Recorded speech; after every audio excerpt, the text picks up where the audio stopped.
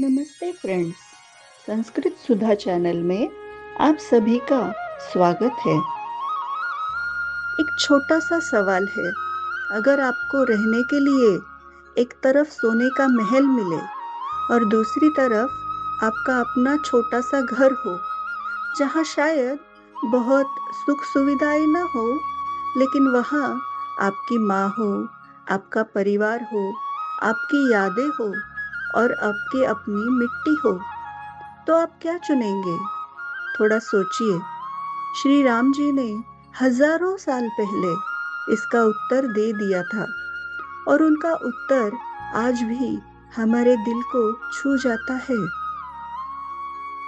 अपि स्वर्णमयी लंका न मे लक्ष्मण रोचते, जननी जन्मभूमिश्च स्वर्गादपि गरीयसी।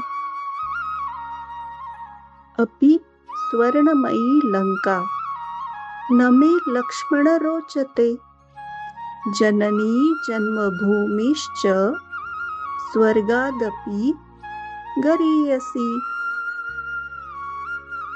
इसका बहुत सरल अर्थ है। श्री राम जी कहते हैं, हे लक्ष्मण, यह लंका भले ही सोने की बनी हुई है, फिर भी मुझे अच्छी नहीं लगती, क्योंकि मेरी माता और मेरी जन्मभूमि स्वर्ग से भी बढ़कर है। अब जरा इस बात को महसूस कीजिए। श्री राम के सामने सोने की लंका थी, ऐश्वर्य था, सुख सुविधाएं थी, फिर भी उनका मन अपनी मातृभूमि अयोध्या में था। क्यों? क्योंकि कुछ चीजें ऐसी होती है जिन्हें पैसे से खरीदा नहीं जा सकता। अपने घर की याद, अपनी मिट्टी की खुशबू और अपनी जन्मभूमि से जुड़ाव। आप में से कितने लोग ऐसे हैं जो अपने घर से दूर रहते हैं? शायद नौकरी के लिए, शायद पढ़ाई के लिए, शायद किसी दूसरे शहर या देश में। जब हम घर से बहुत दूर होते हैं, तब अचानक हमें याद आता है, काश हम अपने दोस्तों के साथ बैठ पाते। यही तो है जन्मभूमि और अपनेपन का भाव। यहाँ एक बहुत जरूरी बात समझनी है। देशभक्ति का मतलब सिर्फ झंडा लहराना या देशभक्ति के नारे लगाना नहीं है। देशभक्ति हमारे रोजमर्रा के कामों में दिखाई दे सकती है। एक विद्यार्थी ईमानदारी से पढ़ता है, यह भी देश सेवा है। एक शिक्षक अच्छे और जिम्मेदार विद्यार्थी तैयार करता है, यह भी देश सेवा है। एक डॉक्टर पूरी ईमानदारी से मरीज की सेवा करता है, यह भी देश सेवा है। एक कर्मचारी अपना काम ईमानदारी से करता है, यह भी देश सेवा है। और एक नागरिक सड़क पर कचरा नहीं फेंकता, टैक्स ईमानदारी से देता है, दूसरों के अधिकारों का सम्मान करता है, यह भी देशभक्ति है। क्योंकि देश केवल जमीन का टुकड़ा नहीं है, देश सब मिलकर बनाते हैं। आज हमारी पहचान कई तरह की हो सकती है।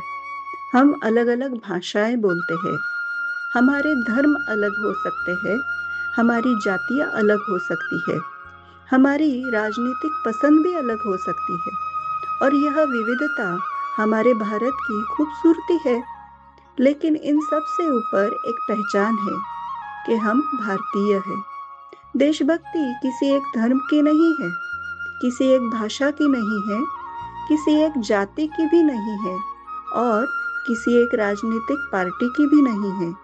देश हम सबका है। और जब देश की बात आती है, तो हमें अपने छोटे छोटे मतभेदों से ऊपर उठना सीखना चाहिए।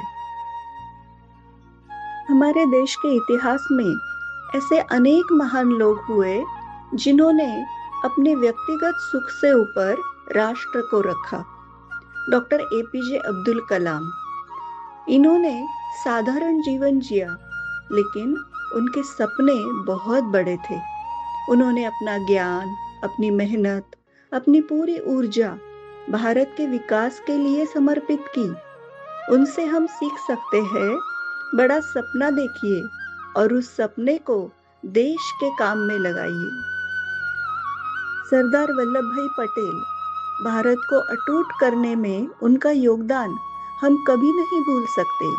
उनका जीवन हमें बताता है, एक मजबूत देश के लिए एकता बहुत जरूरी है। नेताजी सुभाष चंद्र बोस, उनके जीवन में साहस और राष्ट्र के प्रति समर्पण दिखाई देता है।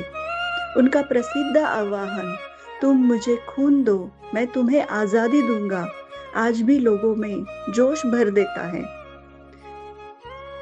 भगत सिंह, राजगुरु और उनके जैसे अनेक युवा, जरा सोचिए, आज जिस उम्र में युवा अपने करियर, नौकरी और भविष्य के बारे में सोचते हैं, उसी उम्र में इन युवाओं ने देश के भविष्य के लिए अपना जीवन समर्पित कर दिया।